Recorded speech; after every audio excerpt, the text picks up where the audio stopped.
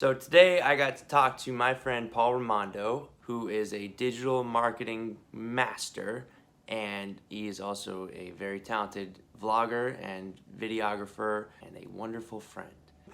And I just had a lot of fun asking him questions and advice on starting up my channel and trying to gain some traction and figure out where to go with like creative ideas. So without further ado, here's the interview. What's up, Paul? What's going on, Alec? How are you? Good, man. How you been? Yeah, not bad, bro. Not bad. Enjoying the chilly Perth autumn, which is fun. Chilly winter down there. Yeah, not even that cold, eh? I just hate the weather. I just hate the winter. It's not the best. That's like fall for like New York, I think. But actually, Yeah, autumn is fall. Yeah. yeah, it's also like every other day now. I don't know if it's what it's like down there, but like every other day is like either like two layers on top or just like it's hot and like summertime. So Mm. it's we got like bipolar like I don't know. I don't know if climate change is real or if we're just like in a simulation and it's glitching. And yeah, I don't know what's going on. But anyway, I wanted to hear about how your how's like business going during all of this down And there, like, and also what's it like in Australia? I haven't like seen any like news reports on like what how Australians are reacting to it. I imagine you guys believe in science a little bit more. you'd, you'd hope so. You'd hope so. I was supposed to. I don't watch much news because I just think it's bad for your brain. And especially, I hadn't watched much news in years until everything happened, and then I was like, because I had to. I'll try Yeah. and answer both your questions in one answer. So I had to watch the news when everything started to go down because the majority of our clients are in the hospitality and tourism industry. That's where the majority of our revenue comes from. So I had to basically be across the morning news, and because everything when it was first kicking off, everything was changing like by the hour, right? And I was actually on a flight home from Los Angeles because I was in LA, and I got home 8 hours. I got home to Perth 8 hours before compulsory self isolation came into effect, which was super lucky that I got to Wow. skip that. But I still kind of like socially isolated and self isolated for 2 weeks. Um, just staying away from those people in my life that were at higher risk, just in case, you know. Um, so I was watching the news, 3 times a day, and I hate watching news. It just gives me anxiety. And it's bad. I feel it's bad for my brain. And for the first time in years, I had to watch it because I had to stay up to date with all the changes because it was literally affecting my clients and their businesses, and as a byproduct, my business. And I needed to be able to advise uh, and consult in real time as to the best strategy moving forward with all our clients' digital marketing campaigns, variable to what was happening with the changes and the lockdowns and all the rest of it. And yeah, I did that for about 2 weeks. And I mean, on top of everything else, I just noticed that like I've got this mad existential anxiety. And I realized that like when I turned the news off, like I started feeling better about life. Yeah. Funny how that works. I mean, granted, like unprecedented event, but yeah, I basically I only tune into news once a week now just to kind of suss out what's going on. But I was supposed to tune in to give you guys some updated stats. So I'll give you what I do know. Uh, so Perth has just entered, I think, phase 2 of restrictions lifting. I think, yeah. So yeah, as of yesterday, we've restaurants and cafes are open up again with social distancing in place, with a maximum of 20 people per venue. Um, Pubs have opened up with a maximum of 20 people per venue, but you can only buy alcohol with food, and everything's table service, so you can't like go up to the bar or anything. Yeah. Um, and I think in the middle of June, like we enter phase 3, assuming there's no community spread, because we've had like, and don't quote me on this, but I know for a fact we did like 7 or 8 days with 0 new cases. And then we had 1 new case, which I think was a internationally introduced case. So there was no community spread from memory, or maybe there was. But basically the infection rate in Perth and Western Australia is super, super low. And that's a byproduct of our state government did an incredible job. And in terms of reducing the spread, in terms of economic management, it's kind of hard to pin that one. But Yeah. I mean, what are you going to do? You're going to like, it's either you shut everything down, you can have economic fallout, but you also like save lives and you stop the spread, right? Seesaw. I don't know which one's better. So yeah, we're also really blessed that Perth is the second most isolated capital city in the world. So put in context, to drive to the closest capital city from Perth is Adelaide, and that's 28 and a half hours nonstop across Nullarbor. So we're very isolated, which has made it a lot easier for us, I think, just by proxy, to decrease the standard infection rate. So I'm hoping that selfishly, I'm hoping that things go back to normal ASAP. But most importantly, I just want to like have like, it's my 30th birthday in July, and I want to like have a bunch of drinks with all my loved ones at a bar somewhere. So like, I'm just hoping that by the time that happens, like it's going to be chill. I feel you. Wow, that's crazy. That I mean that did they give any did any of your clients, like any of the bars or restaurants, get any like relief from the government So for yep. closing down? So the government's been really good. I mean, it some industries have been worse hit than others. And the okay, so in terms of people that have lost their jobs, there's been two stimuluses that have gone out. So people that have lost their jobs, that are now like unemployed, are getting what's called job seeker. So that's the basic unemployment benefit that you used to get, plus I think a $500 extra a fortnight, so every 2 weeks. So I think you as a coronavirus like supplement boost thing. So I think that works out to be $900 every 2 weeks, which works out to be 400. Again, don't quote me on that one. That's like $450 a week for being on job seeker. And then the government also introduced job keeper, which has been really good in the sense of, so job keeper is paid to employers, and you have to meet a bunch of criteria with your staff. So the staff had to be working for you more than a year. You have to prove that you've suffered more than 30% or more drop in revenue as of March year on year, so that you're affected by the shutdowns that have happened with coronavirus. And then if you do qualify for that, you get paid out max $1,500 per employee per fortnight, which you then pass on to the employee, and they move on to JobKeeper. So it's basically like a supplement. It's kind of like an unemployment benefit that's paid via the employer to maintain the business relationship with staff. So when things start to reopen again, those relationships are still there, whether there's work for them or not. And then the economy can basically just like kind of turn back on faster, rather than people having been rehired and all the paperwork and all that kind of bullshit. That's good. Yeah. What is digital marketing like for businesses that aren't open? Like, are you just trying to reassure people that like they're going to be coming back, or is it a lot of like kind of just maintenance of the brand? Yeah, great question. Bit of both, but also pivot. Like, what can we do? Like, if you're a traditional brick and mortar retailer, what can we do to, speed up? Coronavirus has basically been the catalyst for making a lot of brick and mortar retailers make the switch to digital, because they've had no other choice, because they're not generating revenue any other way. So a lot of clients we've been helping a lot of clients purposely transition to an e-commerce type setup for the time being. We're also been advising on, book now, or pay now, book later, or book now, enjoy later type for our hotel type clients. Okay. So basically or book now and travel later type vibes. So like, let's say, specials and deals, like, and kind of like making them, 100% refundable, subject to when lockdowns kind of get removed, because it's so hard, bro, because everything's up in the air at the moment. What's been really nice though is interregional. So Western Australia is the biggest state in Australia, and we have it's like, I'll put it in perspective.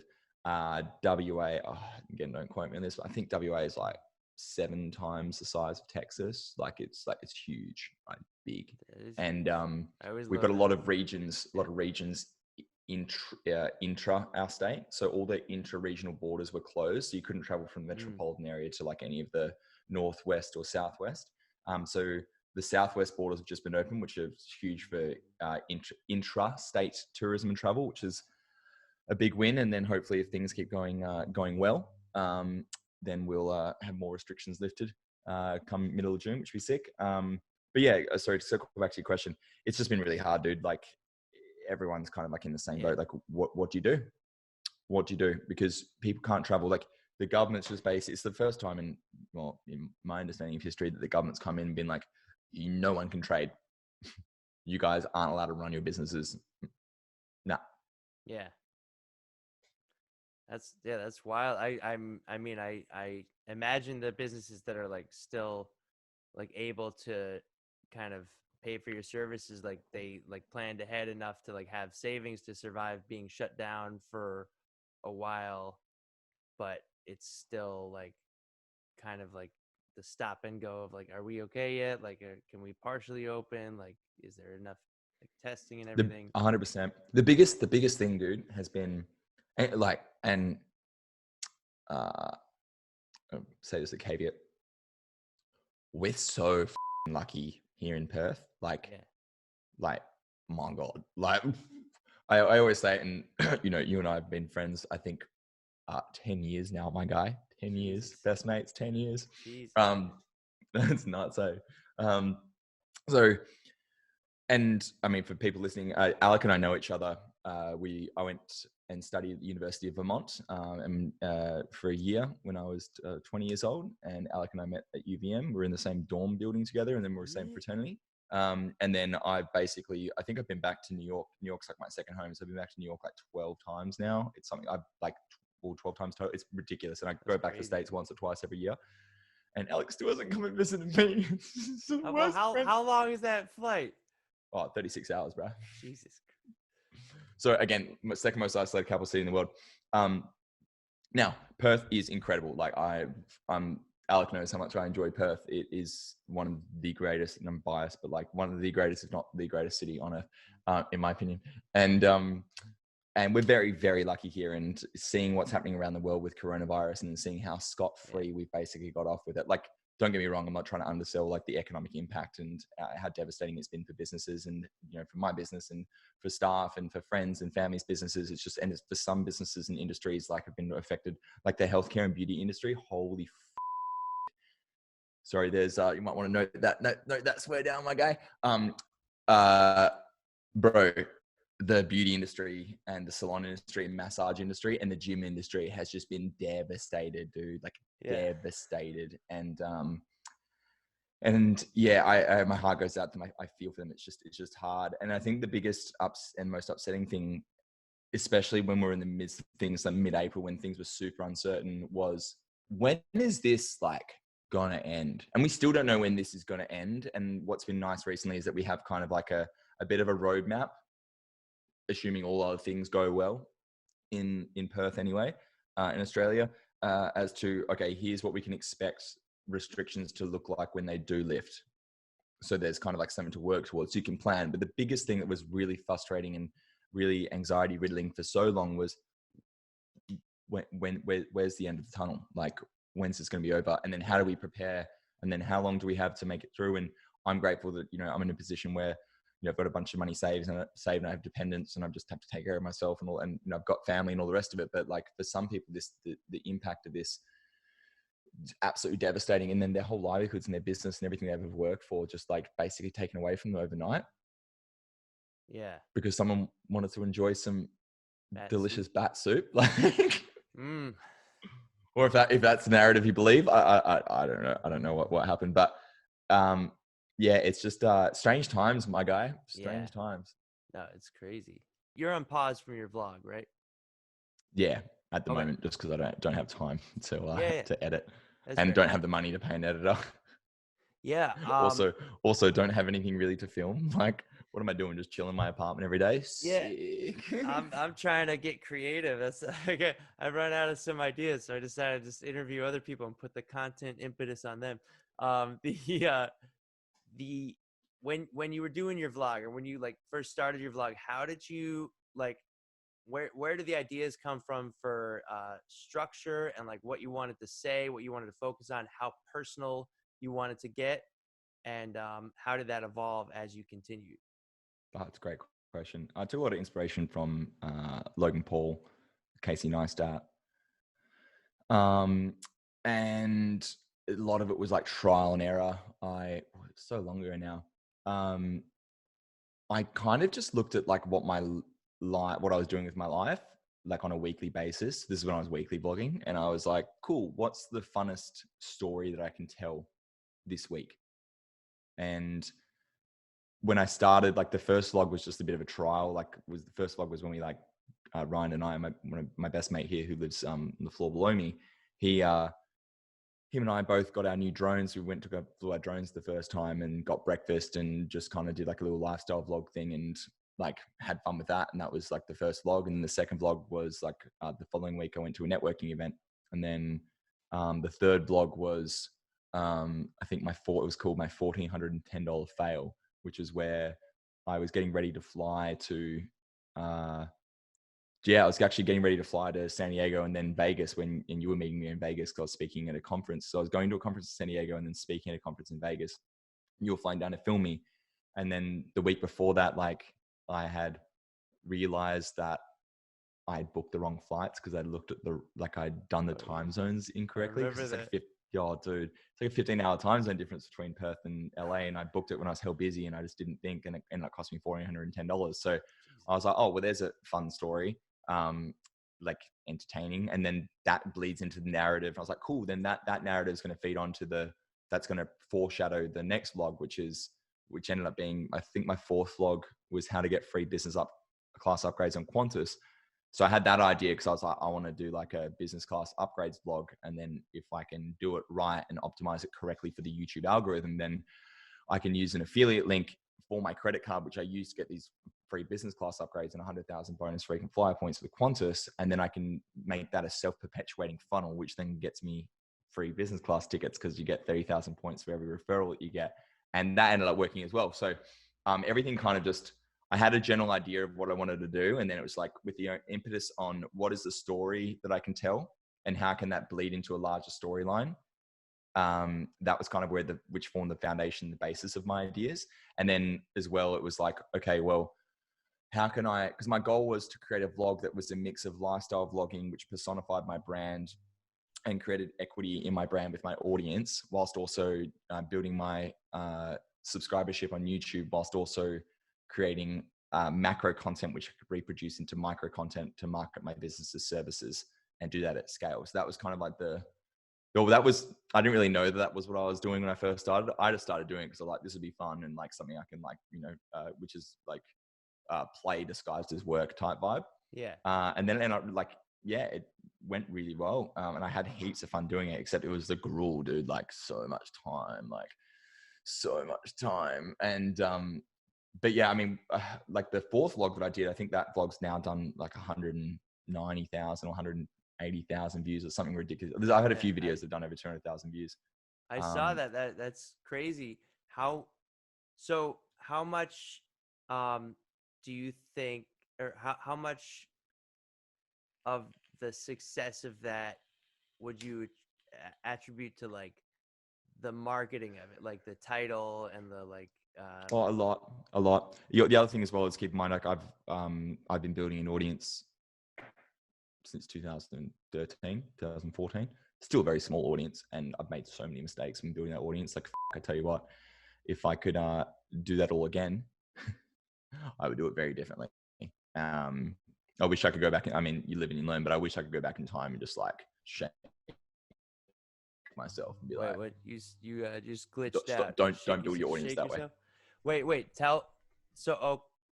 on that, so that I can learn from those mistakes, how, or like supposed mistakes, because you still got to where you did. What stands out of that you would have done differently? When you try to appeal and be relevant to everyone, you're relevant to nobody. So you were trying to be mass appeal. You're trying to make your channel a mass appealing channel rather than trying to be authentic to yourself. I would say that when I look back at, it's an interesting question. When I look back and I audit, I started vlogging in 2017. I first started vlogging in 2016. I did like a year's worth of like just messing around, trying to get perfect camera equipment, like just trying to protect my ego because I was so scared of putting something out that wasn't like quality. And then the irony is like, I look at my first vlogs and I'm like, they're pretty bad. Mind you that the fourth vlog, the how to get free business class upgrades vlog, I'm actually still proud of that vlog Yeah, for my. I was gonna say, like, I don't think they're bad, but like Thank I you. also identify with that perspective, like, for my work. Yeah. So, and that, like, that I struggle with that same, like, kind of perfectionism as a obstacle rather than as something to fuel me. So I just decided, like, I'm gonna make something that's decidedly not perfect, but like something that I'm proud enough of to put out there, or something that I feel like connects in a way. I think you're Yeah. frozen. Oh no, you No, weren't. no, I'm just listening. You were just you weren't frozen. You were stoic. You. But I also I understand that feeling, but I would say, like, don't. I think you're being too self-deprecating, because I like looked at your first vlogs as like inspiration Oh, for like thanks, Ben. what like I went back to the beginning for your things to like kind of see, like, okay, how do you start engaging an audience? How, like, because I really liked how you did it, and like your very first one felt like you had been doing it for years to me. Oh, Like thank it you. felt like professional. Thank So you. The thing with that was, okay, so when I go back and I look at 2017 me, the personification of my character it's me, or it was me. 2017 me was a lot more it just so 2017 me on the vlogs was very much like I was playing very much a caricature of myself, which was very much on purpose. It yeah, was like, cool, here's my personality, which was, I think I've gotten a bit more docile. I'm still like energetic as all hell, but I think I've gotten a bit more docile as the years have gone on. And in 2017, I was a lot more just like out there. And my goal in the vlogs was, cool, if my personality is usually at a 10 out of 10 in terms of volume, I want to dial it up to a 12 or a 14 out of 10 for yeah. entertainment purposes, which Mm-hmm. is very much inspired and influenced by, how much I love Logan Paul and what Logan Paul was doing with his vlogs back then. And I thought, and yeah, it just made sense in terms of the character that I wanted to portray. And then I look back and I kind of cringe at that character. Like, it's still me, but it's very much like, I know, like, I'm playing up to the camera. Yeah. And what's been really interesting recently, because I've done 2 vlogs this year that I haven't released yet. I've still got to edit them, and maybe I'll start working on one today because I'm editing. The hardest thing for me these days is like unlearn, like how do I've gotten so accustomed to having a vlog camera in front of me and playing this version of myself, which is not really representative of who I am anymore, that it's been really hard to unlearn and turn that character off. Because the second I put a camera in my face, I'm like, oh, Yeah. it's Dolce, fam. Yeah. So that's been interesting. And now, like, I'm like, cool, how do I level up, and how do I communicate? How do I still be engaging? Because Yeah. you got to be an entertainer, right? You got to be engaging. How do I do that whilst also uh, paying homage and respect to how much I've grown and who I am as a person these days? I I I've been noticing that in my own, like, kind of filming and talking to the camera. You start like developing a relationship with the camera, and it like is also informed by like the feedback that you get from like previous episodes and from like people that have seen it, or like people that comment on YouTube. One thing I really enjoyed about like your evolution and your like show evolution has been, it feels like you've gotten more comfortable letting like the audience, like letting us in, and it feels like every episode was like a little more like kind of like you started like toning it down just back to like a kind of naturalistic way of speaking to the camera, and it also started seeming that you were like letting people in a little more in terms of like the content, like a little more intimate, a little more like personal. How do you decide like how personal to get? Mm, great question. I think it goes down to yeah, what are you comfortable with sharing, I guess. For me, I always look through the filter of there's certain things I just refuse to share online. I mean, I'm pretty open, like, I've got nothing to hide. But for example, like, I hate the idea of sharing my personal life from a relationship aspect online. Yeah. Like I have Same. zero interest in doing that.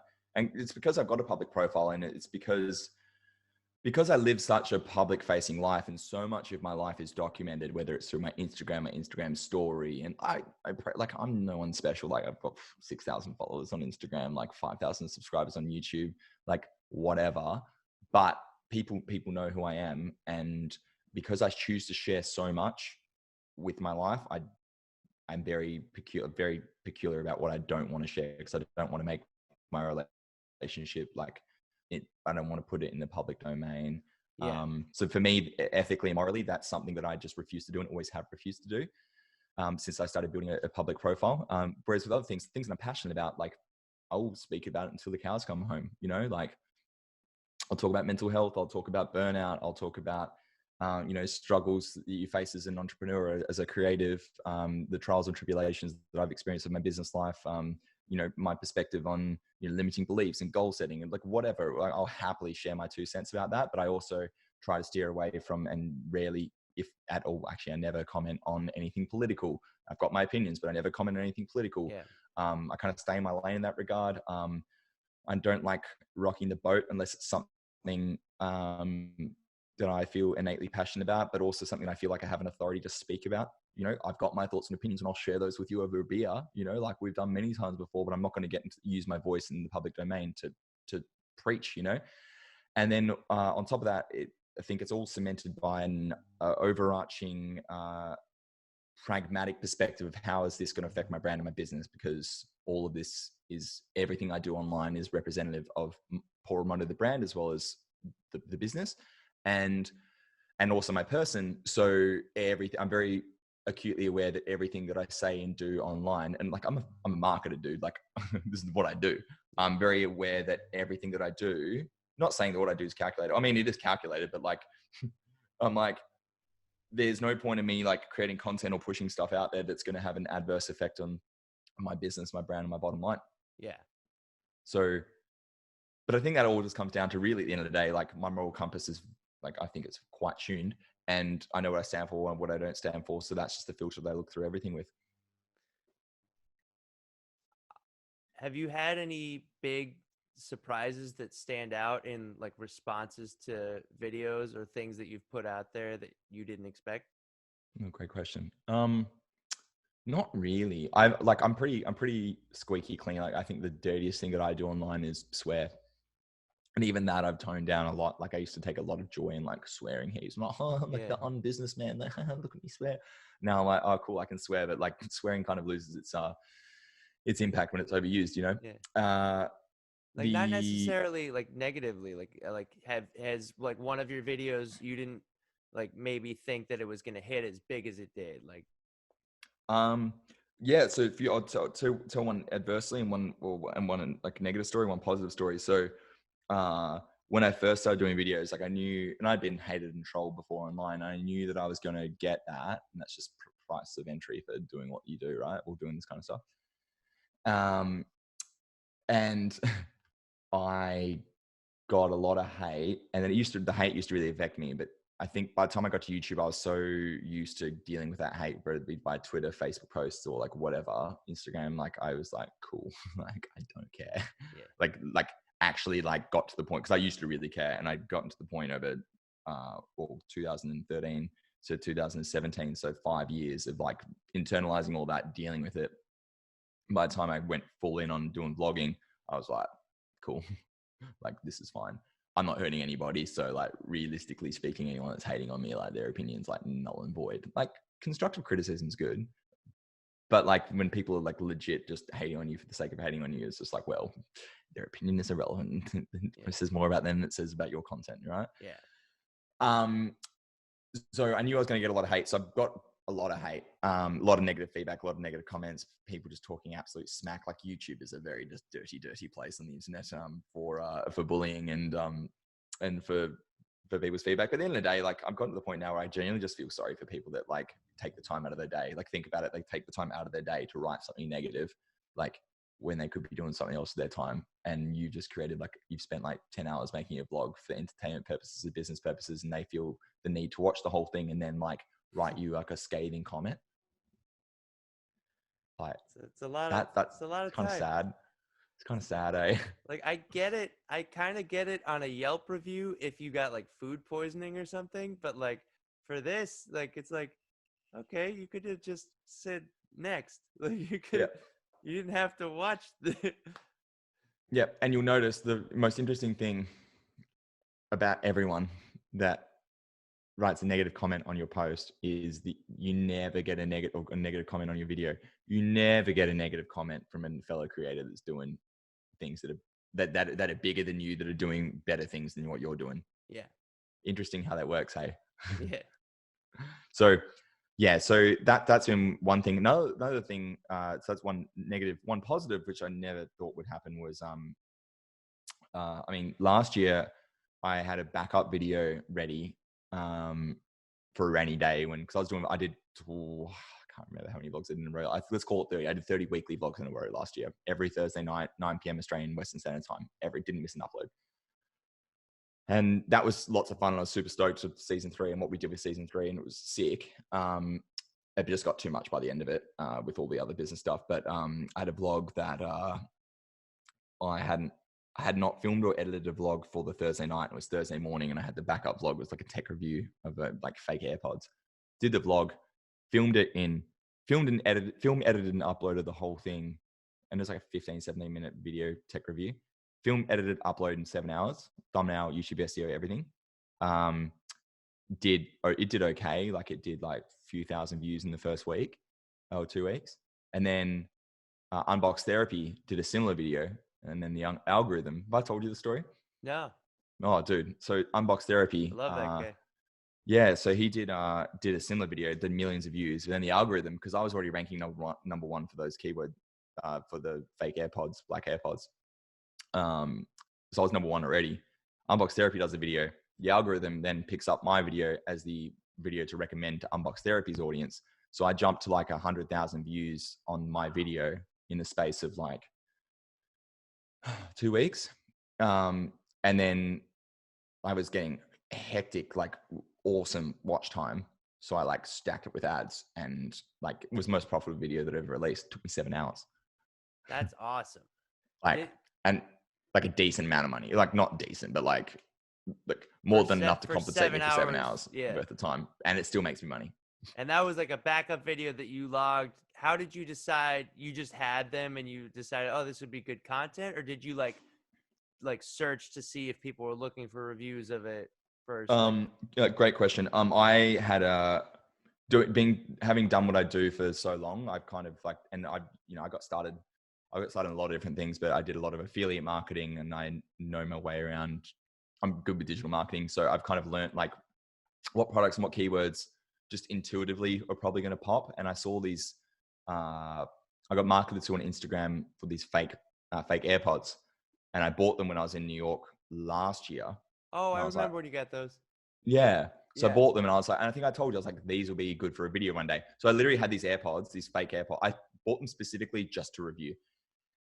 To the point where I bought them and I still had the cellophane packaging on it. Like I hadn't actually even opened it until I sat down to do the unbox video that day. So I bought them knowing that these will probably do well. And then I also just did a quick little YouTube search using a tool called TubeBuddy to work out like the search traffic and the competitiveness of ranking for that keyword. And I was pretty confident I was going to be able to rank in the top 3 for it in the search results. So I was like, cool, I'll just buy it. It was like $50 or something. And I just left it just collecting dust for a few months, and then filmed it. And then I was lucky as well. I was lucky that Unbox Therapy a few weeks later had done it, and then I'd gotten in a few weeks earlier than he had, and like the stars aligned.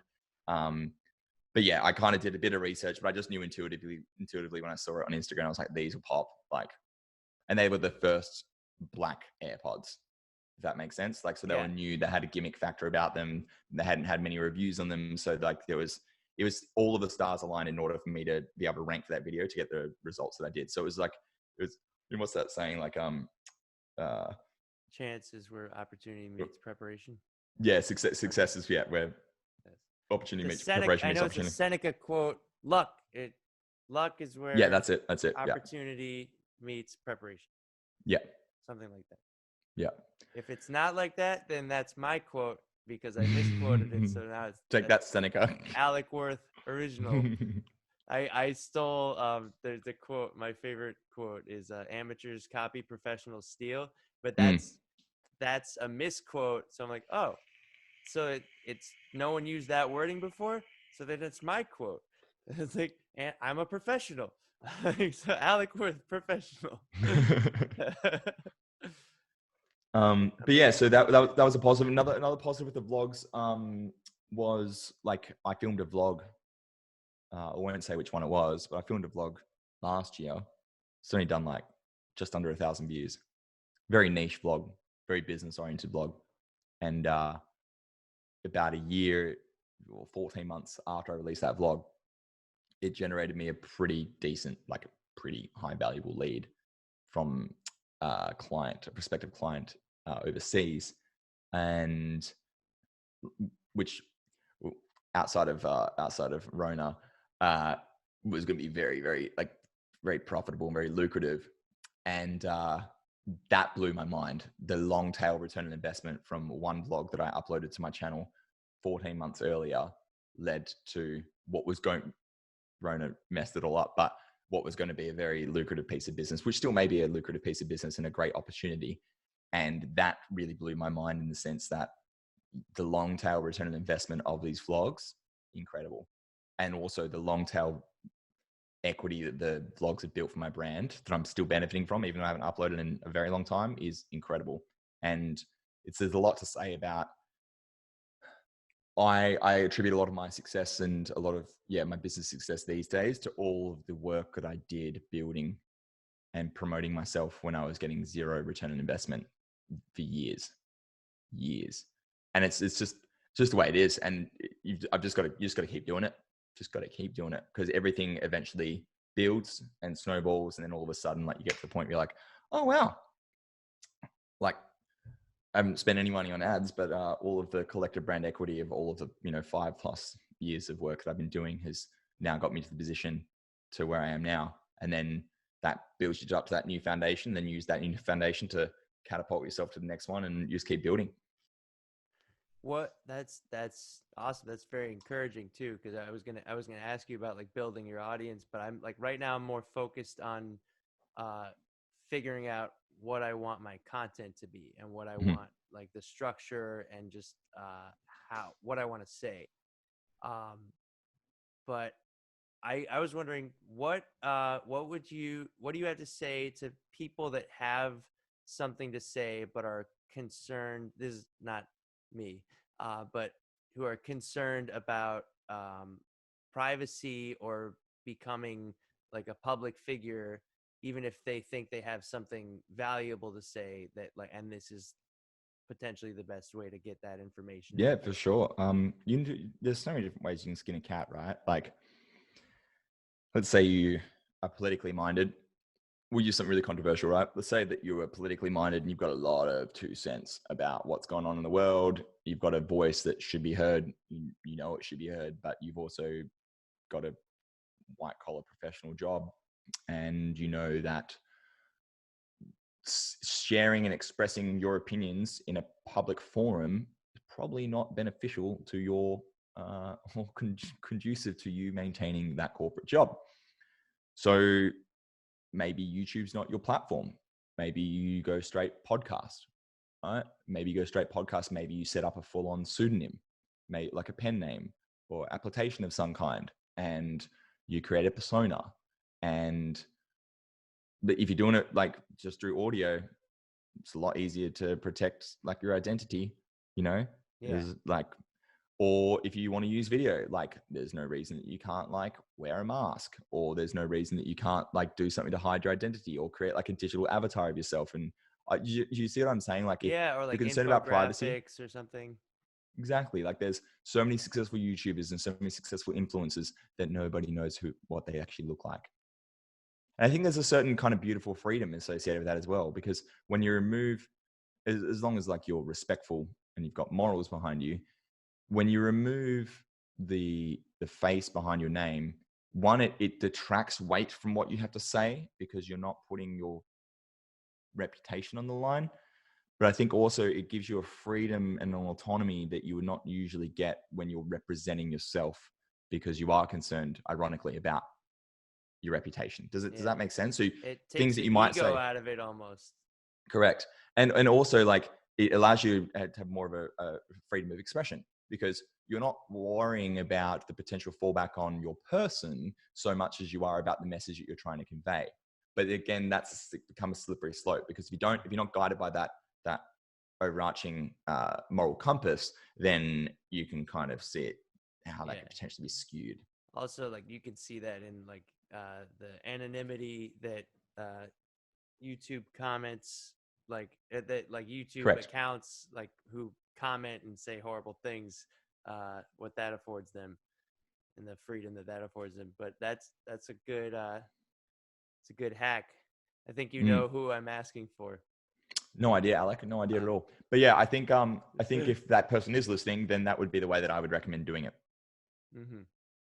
But I would go full on, like, create everything from scratch. Like, pick a name, pick a pseudonym, different date of birth, different email address, like different everything. The only thing that'll be the same will be your voice. But you could even voice change your voice if Yeah. that's what you wanted to do.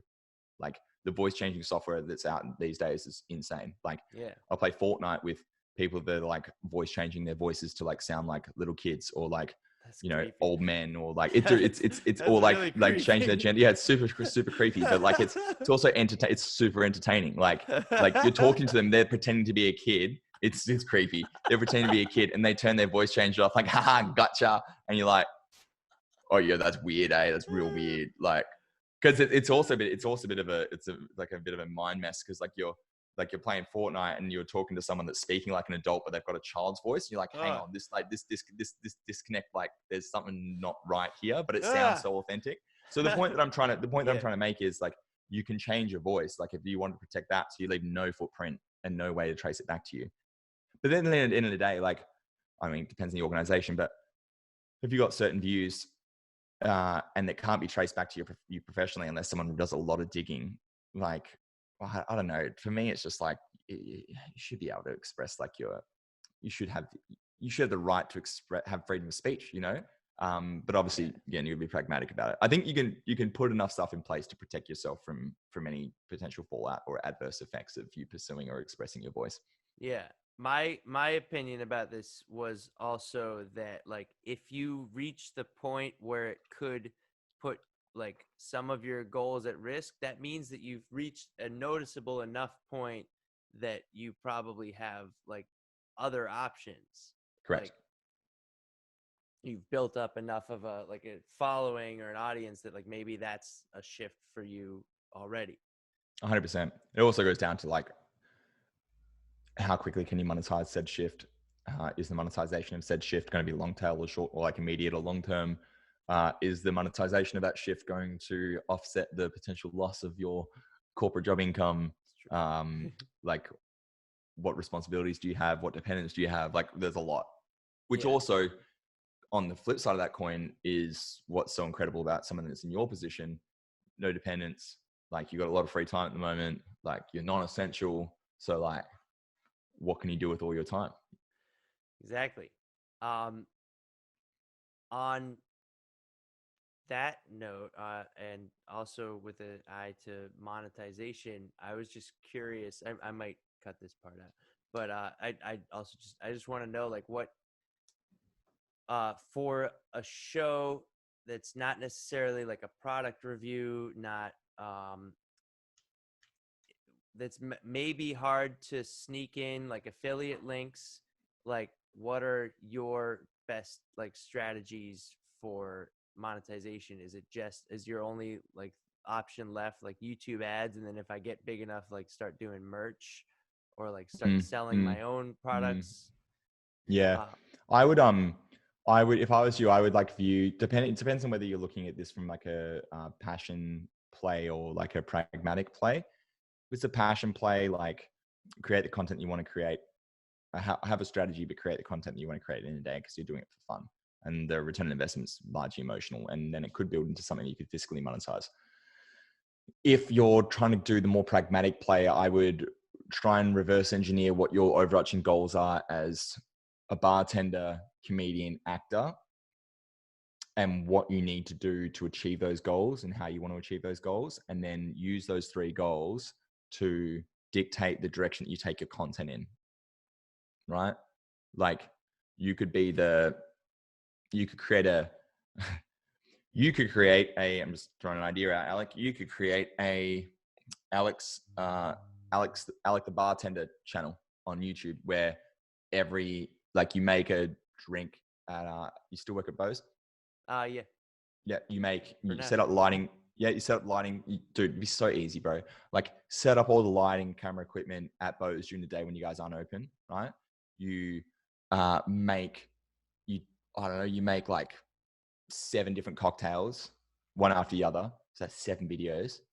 What's up? Today I'm going to be showing you how to do this. And you do it like you did when you're on Good Morning America. And you tell a few jokes and you created you basically, I don't know, you give an update or like you give your 2 cents on what's happening in the world, or I don't know, but you basically like you're teaching people how to make a cocktail, which is very search friendly, and you make a great cocktail. So they're going to learn something. Then you're communicating and sharing your character, and you're practicing the craft of acting and telling jokes, whilst also creating a cocktail, which will build you an audience, because how-to videos are huge. And you can also monetize those videos eventually when you build a big enough of a following. And then people will want to learn that, love alcohol, want to learn how to make cocktails. They want to learn how you make the cocktail, because they not only enjoy the cocktail that they're learning how to make, but they also enjoy the person teaching them how to make it. Kind of like how Binging with Babish does it. I think one of the reasons Binging with Babish, who's like a food YouTuber, he's got so many subscribers, is because his format really resonates with people. He's got an interesting persona. He cooks incredible food. He's got a great format. It's very aesthetic and it's a vibe. But at the end of the day, like his persona is very entertaining, very engaging. So that'd be one way you could do it. And that would tick those 3 boxes. And it would be a very easy format to do it in, you get branded whilst you also learn how to make a cocktail. And you get a laugh at the same time. That'd be a fun delivery format. So I would, to dial it back, I would figure out what those 3 things are. And then if you're going to do it the pragmatic way, and then create content which serves that goal. Because even if you're not monetizing that content in the short term, you're still pushing the envelope forwards and towards your bartending, acting, or stand-up comedy goals. Yeah. And that's the long tail return on investment play. Thank you. That's huge. So the next 8 to 10 minutes are a little technical. Adobe Premiere, the video editing software, is the same one that Paul and I both use and a lot of people in the industry use. And he was giving me some technical advice. I was gonna chop it up and just use it for me. It helped me edit this video myself, but I figured I'd include it because if you're watching up to this point, you probably have similar interests to what we are talking about, and there's some helpful tips in here. So if you're not interested in the technical aspects of editing videos, then have a nice day. Here you go. So what I would do, to edit in real time, this saves so much time. So doing the clap. So let's say you think of the question. You look at the audio thing. Yeah, and you just go clap, and then you ask the question, and then all you need to do is I always edit in reverse. Oh, right? Because so if you know the final takes are always going to be the best ones, then the ones before the clap, those acts as your exit and entry points. So you edit in reverse, because let's say there's been 3 claps and you see 3 claps close together, but the third clap is the good one. Yeah. Does that make sense? So you do the final clap, then you ask the question, then you just get rid of all the shit before that. That's a good hack. Saves so much time. Honestly include this part where you're describing the editing hacks in this. Yeah, 100%. Because this is all I'm still learning as I go, and all of this is editing the last one took me probably 6 hours, 7 hours, and I'm like, yeah. Do you have a speed meter for when you're editing as well? No. I've made a bunch of keyboard shortcuts for my Premiere Pro. Yeah. So for my timeline, A is zoom out and S is zoom in. So I can just press A and S so the idea is to not let your hands leave the keyboard. So when you're editing, if you want to zoom in on the timeline, A is zoom in. So I go S zoom in, and that makes the timeline like Oh, I more always zoomed do in. that with the mouse, but I get so Yeah, that to yeah. takes so much time. So you want to be able to. The idea is to have both like your hand and your mouse hand, both keyboard hands. hand. Never leave, never leave. So Yeah. as much stuff you can do with your left hand with the keyboard shortcuts as possible, the better. It makes your whole Mm. workflow so much faster. So I think A is like zoom in, then or S is zoom in, then A is zoom out, and then I've got number 1 and 2 as my keyboard binds for zoom in and zoom out on the actual image itself. Okay. So if I want to zoom in, so the video that I'm working with, like I want to actually zoom in on that. Yeah, not crop in, but just kind of like, let's say it's taking up 50% of the screen. I want to take up like 100% of the screen. I can just zoom in, zoom out like that, like 75% or 100%. And then another one that's really good to use is it's A, S, and then 1, 2. And then I think this is standard in Premiere Pro. So E and R. So E is slow down playback speed, and R is speed up playback speed, I'm pretty sure. So what that allows you to do is, like, let's say you're on a sequence, you press spacebar. If you're listening to a podcast and you know that the next 5 minutes of the podcast that you're on is just like chill, you just want to make sure that it's all good. You just press R a few times, and that increases the playback speed to say 2x or 1.75x. So you listen to it on real fast, and it's going through really, really fast. And you can just hear it all really fast, and then you're like, cool, and that bit's all good. Or like, let's say you're trying to do you're trying to sync up a scene transition, but you want to hear it slowly, or you're trying to sync out a beat with music, or with music with like vocals. So you use E, so then you playback speed at say 0.5x, so it's going and it's playing back slowly, so you can get it all dialed in. It just makes the editing process so much faster. I've been doing it all with the mouse. It's such a pain. That's one other tip. And then another tip I recommend, if you're not already using it, is the purge, the delete purge button. Ripple delete. That's the one. Yeah, ripple delete. Yeah, ripple delete's awesome. Yeah, that's my E right now. E is ripple delete. Yeah, that's my favorite one. Other things I can think of off the top of my head, I've coded my 3, 4, 5, 6, 7, 8, 9, and 0 buttons as different colors, right? So to label? Yeah, so but automatically. So if I just select a clip, so let's say I've got a bunch of B-roll. Let's say I'm doing a vlog, right? Yeah. This comes in really handy when you're doing vlogs. So 3, I've got my own coding system, but I think 3 is green, and green is all B-roll. So when I upload, let's say I've got 3 hours of footage that I need to cut into a blog. It's called an hour and a half of footage that I need to cut into a blog. I will dump all of the footage into one timeline, and then I'll go through as part of my editing process. And I'm just getting his feedback.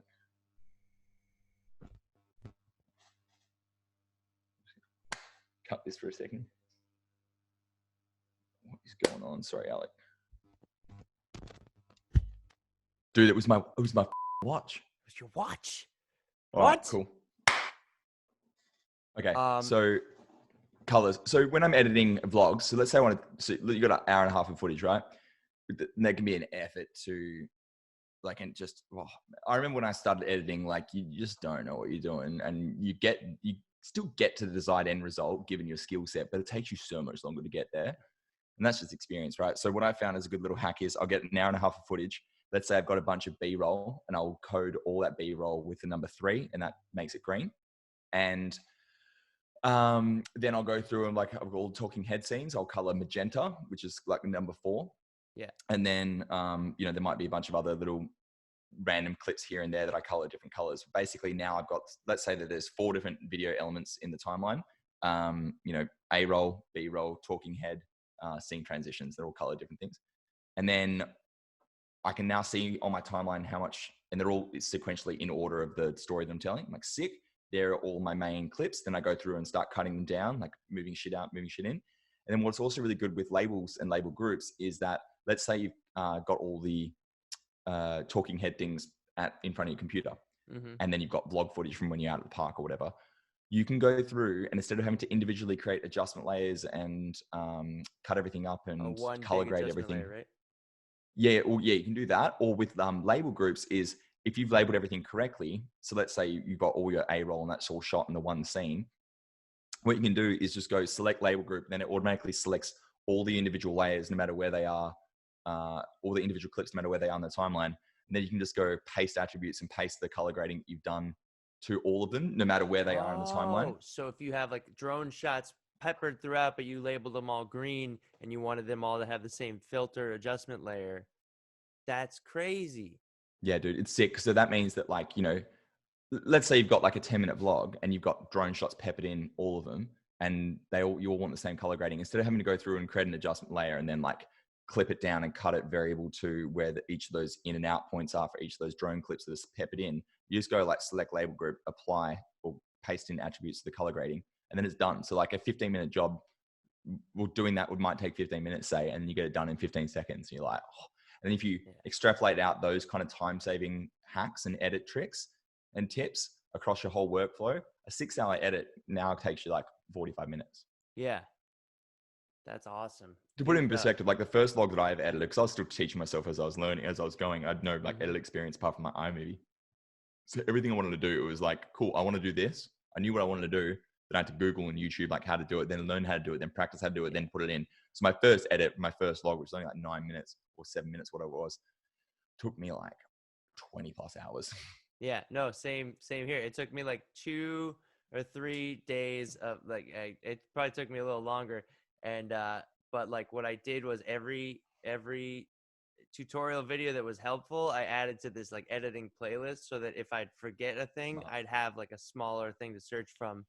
And, no, it's like the first show took like 2 or 3 days of just because this is all after shooting. I had all the like backlogged a bunch of footage, so minus the talking head in front of the bookshelf. It was 2 or 3 days for the first one, and then it was like 8 hours, 9 hours for the second one, and then it was like 4 hours and 4 hours, and then like I started doing interviews, and then that took a lot longer. But this is going to be very helpful, especially like scrubbing through and just kind of keeping an eye to the thing, and plus having like the companion thing that I can just like make markers, so then I'll have the same timestamps and just like label those on the whole thing. Thank you so much for talking to me. You're one of my best friends in the world. I'm glad you're safe. And how'd you do that one? Little love heart like this. Oh, that's neat. I always do this. This one's fun. Yeah, yours is like angular and very cool. Yeah. Thank you so much for taking the time. Dude, thank you for having me. Appreciate it. I'm glad you're safe. Stay safe, and you too, man. Keep your spirits up. I wanna see some more vlogs soon or something. Yeah, I'm gonna try and get an edit started this week. Awesome. Be sick. Yeah, dude, thank you so much for having me, and thanks to everyone that's still listening. And yeah, if you want to learn more about me, I'm gonna plug myself. You can find me on YouTube and Instagram, Paul Ramondo. I think the link's gonna be down below. PaulRamondo. I'll see you guys later. Thanks, Alec. Cheers, man.